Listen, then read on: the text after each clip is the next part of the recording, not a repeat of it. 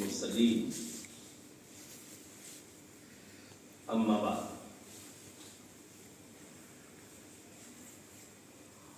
جناب امیر شریعت جھارکھنڈ حضرت مولانا مفتی نذر توحید صاحب دامت برکاتہم العالیہ، حضرت مولانا عنایت کریم صاحب قاسمی دامت برکاتہم العالیہ، برادر عزیز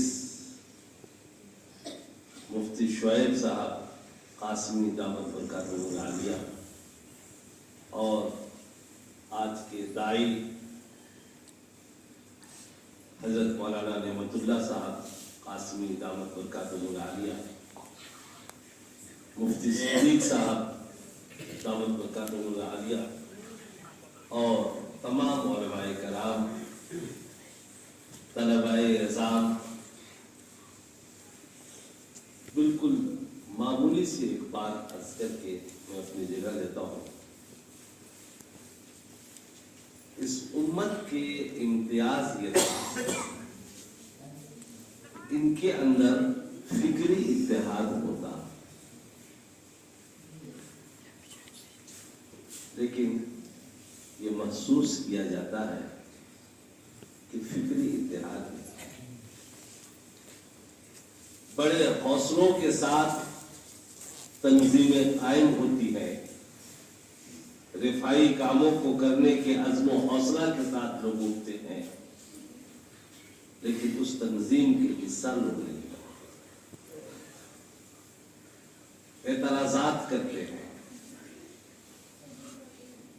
ہونا تو یہ چاہیے کہ اگر ہم سے بڑے نے کسی کام کی شروعات کیا ہے، اگر کم از کم ہم یہ محسوس کر دیں کہ ہم میں علم و فضل میں اگر وہ بڑے ہیں، ہم سے تجربے میں وہ اچھے اور بڑے ہیں، تو کم از کم ان کے تجربے کے سامنے جھک جانا چاہیے اور حامی بننی چاہیے۔ تاریخ گواہ ہے، مسلمانوں کی کوئی تنظیم کبھی نہیں اٹھی ہے اور جس پر لوگوں کا اعتراض نہیں ہوا۔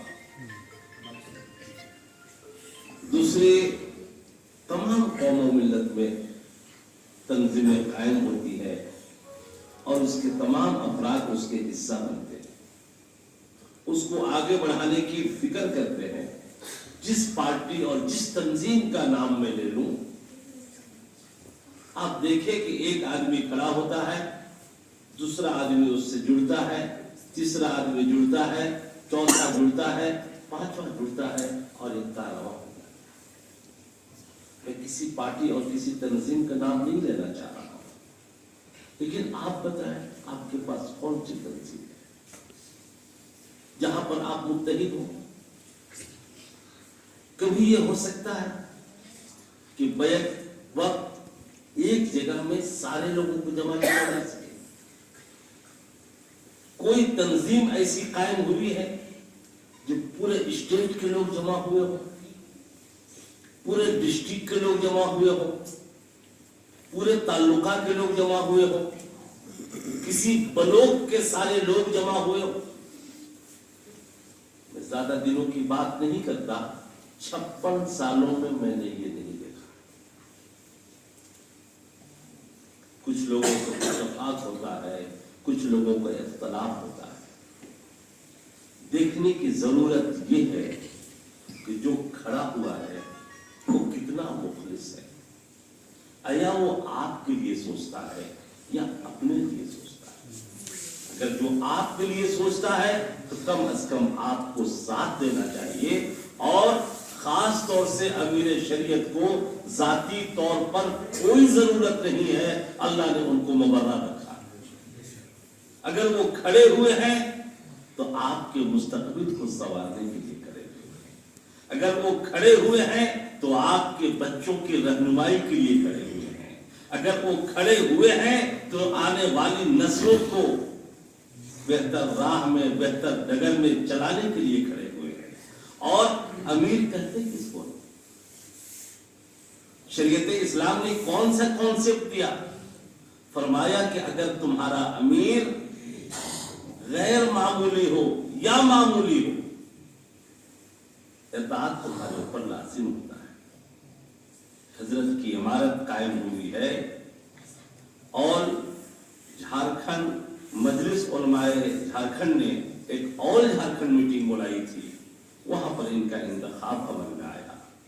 मेरा मानना है कि 500 से ज्यादा उलमा वहां पर थे, वो वीडियो मौजूद है।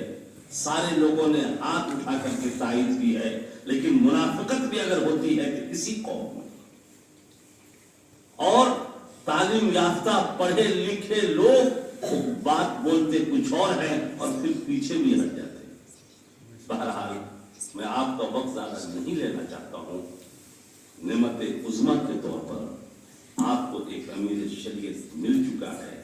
मैं इस मजलिस में आपको कुछ नहीं करना चाहता, मैं अपने अमीर शरीयत से करना चाहता हूँ कि ऐ मेरे जाबाज खिलाड़ी, खींचे जा तू अपनी गाड़ी, जंगल झाड़ी खाई खाड़ी, खींचे जा तू अपनी गाड़ी, सुस्ताने का नाम न देना, उम्मत को आगे बढ़ाते रहना। वमा देना